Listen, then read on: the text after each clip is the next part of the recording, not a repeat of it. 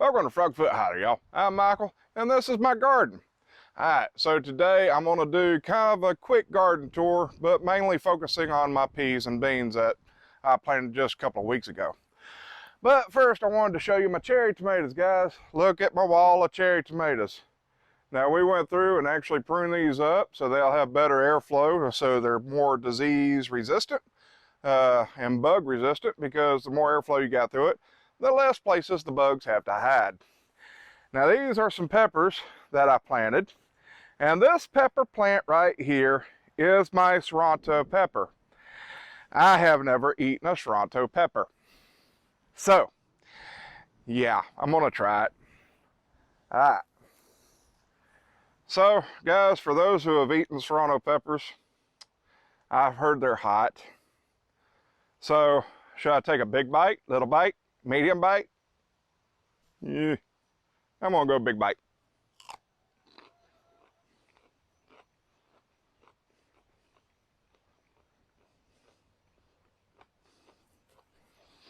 That was stupid. Oh, that's hot, guys. Okay, so the Serrano pepper is hotter than a jalapeno, and I've got them growing, so my eyes are tearing up. So that way I can, I got them growing so I can add them to the relishes and stuff and make hot relishes, because I do like spicy food. I just normally don't eat them by themselves like that. But guys, here's a good tip. If you ever bite into something spicy, food-wise, I'm trying to choke myself here. Anything that is really hot, people say milk is the best option. Sugar, don't drink soda. I'm gonna tell you, get you a cucumber and chow down.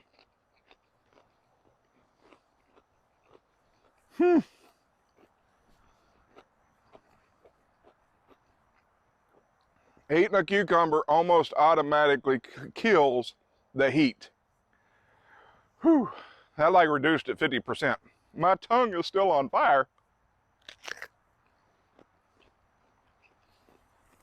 There we go. With those two bites, I've pretty much killed the heat. Now, there is still some heat left in my mouth, but it's not where it was. Guys, that was stupid. I don't suggest eating the Serrano pepper by itself unless you're used to it. I'm gonna be munching on this for a minute.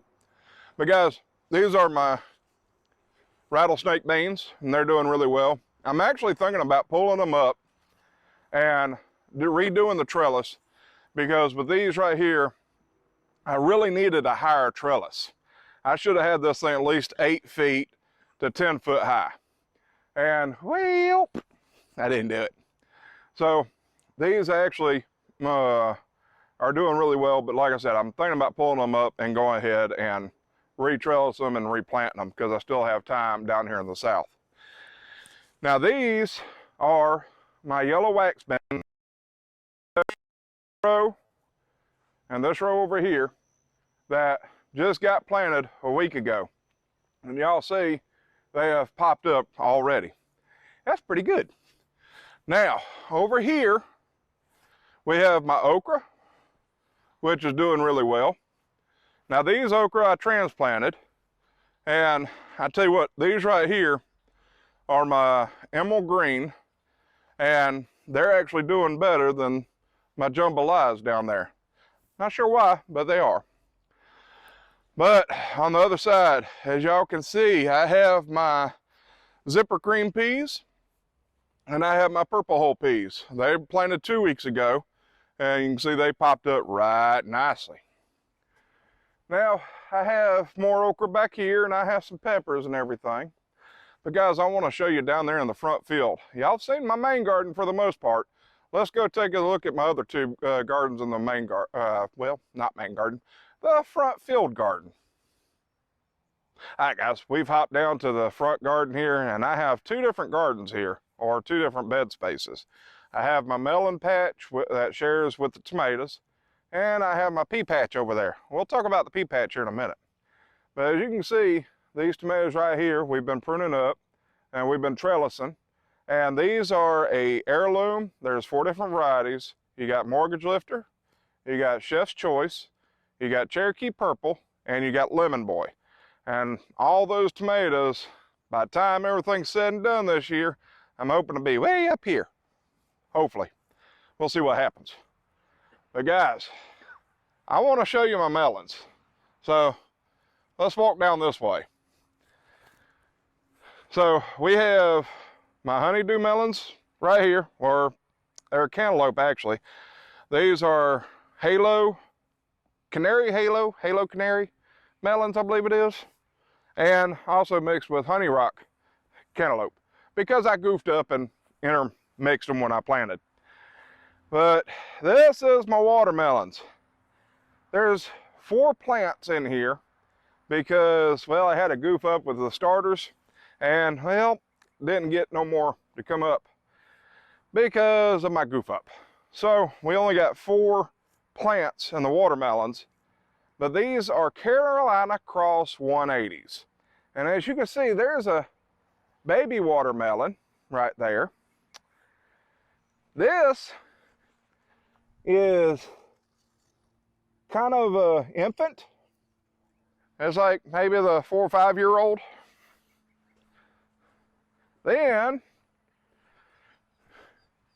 you got the 10 or 12 year old right there. And then you have the teenager right here. Guys, that watermelon is about the size that you normally get at the grocery store. But it's getting bigger. See guys, the Carolina Cross 180s can grow up to 200 pounds. So that watermelon right there is actually about a teenager stage. It's still got a while to go. Whew, I'm gonna need a forklift to get that watermelon up out the garden. All right, now over here, we have some more canary, yeah, let's see if I can talk straight, y'all. That pepper's messed up my tongue. Halo canary melons and honey rock melons. Again, I messed up and intertwined the 2 melons, so oops, it happens. All right, so let's jump over here to the pea patch. All right guys, we're down here in my pea patch in the front field. As you can see, got 2 rows that are double planted that have come up thick and heavy. And the reason why I plant them thick and heavy is because of deer. See, I'm really not expecting to get anything off these rows because we do have deer problems. And well, this is kind of an experiment this year. See, I noticed that when I have my squash down here, the baby squash, I use some peppermint oil to mask the smell of the squash to keep the bugs away. And well, I kind of inadvertently noticed that when I sprayed the peppermint oil mixture down here, that, well, it has been keeping the deer away also. Now, I have been spraying these as soon as they come up, which was just over a week ago.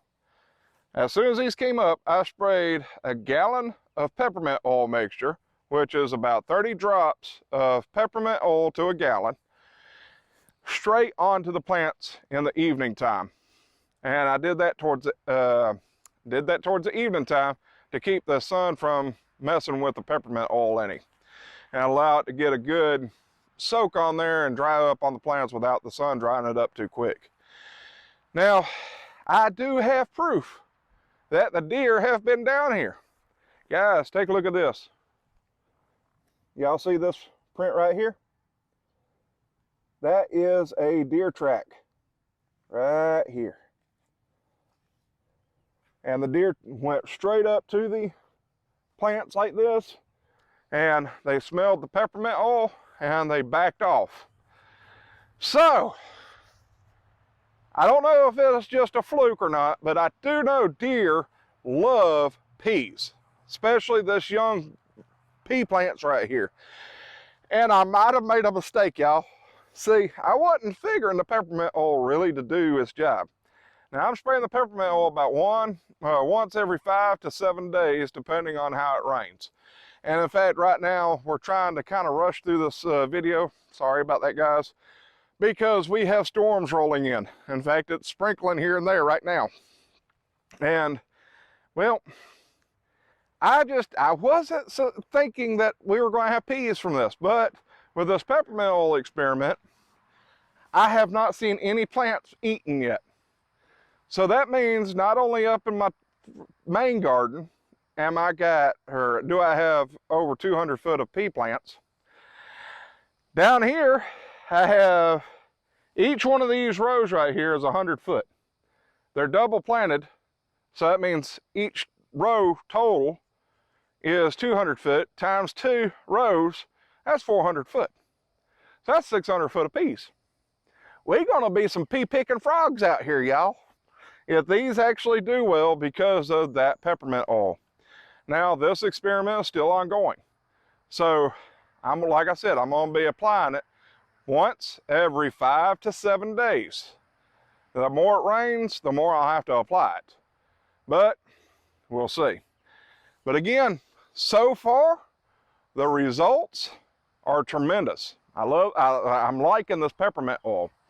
And you can pick up the peppermint essential oil at Walmart, get a jar about this big for under $6, and it will do a lot of gallons. And again, I'm using about 30 drops per gallon. Whew. I'm just thinking about all those peas we're going to be picking. Now, I know some of y'all out there are saying, oh, that ain't nothing. Yeah, it ain't nothing, but it's a lot for us. See, again, I was only thinking the main garden was going to produce. I was expecting these to be mowed down by now, by the deer. The deer have disappointed me. Peppermint, however, has not disappointed me. See, what I'm figuring is they're thinking, because I'm spraying the peppermint oil directly on the plants, that they think that instead of this being peas, they're thinking it's peppermint. And, well, I don't know about your area, but evidently deer don't like peppermint in my area. That's good and bad situation this year. All right, guys. So, like I said, we are racing a rainstorm out here, and I wanted to give you an update of what my peas were doing mainly, and show you this experiment down here and how it's coming along. As you can see, it's coming along right nicely. So, guys, it's thundering. I don't see no lightning yet, but I don't want to see none. So, guys, this has been Michael with Frogfoot Holler.